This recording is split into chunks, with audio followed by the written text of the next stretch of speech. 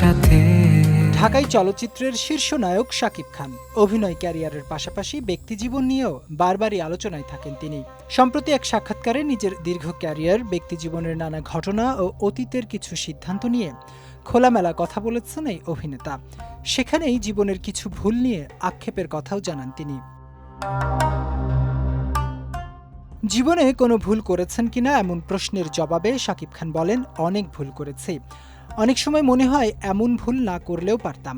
অনেক কথা আমি বলার আগেই মানুষ জেনে যায়, আমার বলা পর্যন্ত আর অপেক্ষা করতে হয় না। পেছনে ফিরে তাকালে অনেক সময় আফসোস লাগে।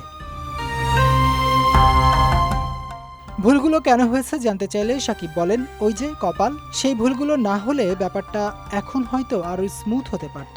আসলে ভুল আমাদের প্রত্যেক মানুষেরই হয়।